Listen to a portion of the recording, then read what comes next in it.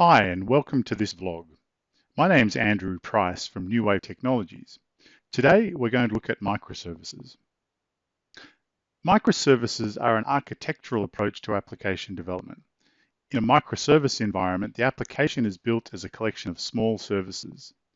Each service has a unique and well-defined role and normally communicates via HTTP REST APIs. Microservices can be independently deployed, upgraded, scaled, and restarted without affecting other services in the ecosystem. Hang on, that sounds a lot like nonstop TSMP or pathway to most of us, doesn't it?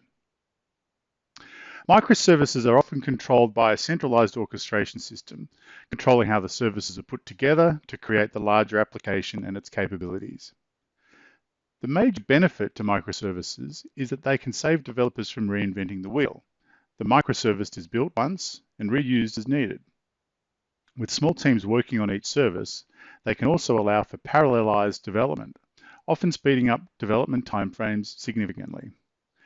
Of course, as with most new technologies, these benefits don't come without risks or possible downsides. Moving away from monolithic applications can result in a fragmented solution where developers spend all their time figuring out how to get microservices to play nicely together. Internal standards need to be developed to ensure everyone keeps speaking the same language. Amazon, Google, Microsoft, IBM, and others all support microservices via their various cloud and API gateway solutions, and many large organizations have built their entire software ecosystem using a microservices-based approach. Netflix, for instance, runs their massive online video streaming operation using microservices, and have gone so far as to build their own orchestration system called Conductor, which brings it all together. And they've open sourced that for anyone who's interested in learning more or perhaps using it. You can find more about that online. How does this all apply to typical nonstop environments where we see large, some would say monolithic applications being the norm? How do we respond when our enterprise architects come calling to tell us about the new microservices initiatives at play elsewhere in the organization? Nonstop application developers and architects may wish to have their applications participate in a microservices environment in a number of ways, including having the nonstop application act as a microservice consumer, or having the nonstop application act as a microservice provider. Let's look at each of these scenarios in more detail.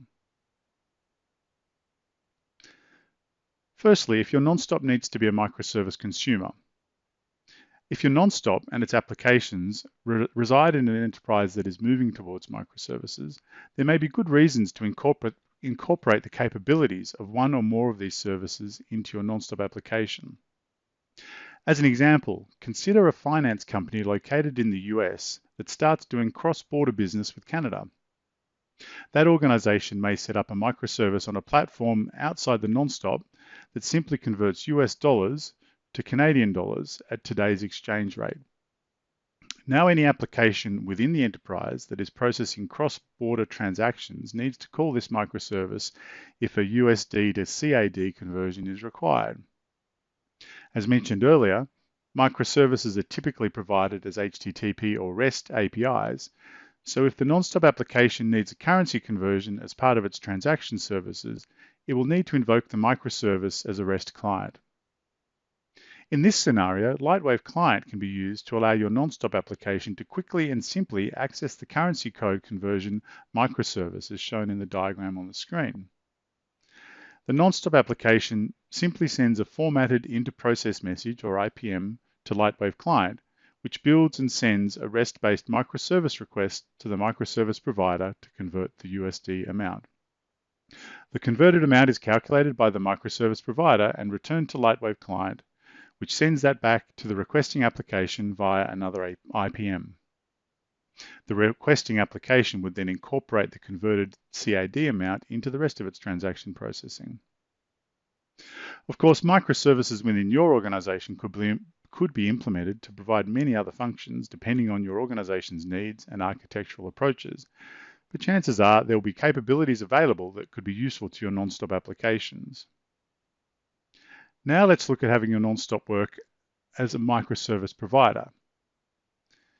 If your enterprise is moving towards a microservices architecture, chances are some of the transactional capabilities of your non-stop application might need to be deployed as microservices. Indeed, this might be desirable to ensure that your non-stop remains relevant. While it may not be necessary to break up the entire application into microservices, as is becoming common on other platforms, it may still be important to make key function available as microservices. Perhaps a typical payment transaction, such as an account transfer, needs to be made available as a microservice to allow other applications within the enterprise to access that capability. Or maybe it's a smaller component of the transaction, such as a PIN verify, that needs to be accessed. In either case, these transactions or part transactions need to be accessible as microservices from elsewhere in the enterprise, meaning your non-stop needs to become a microservice provider.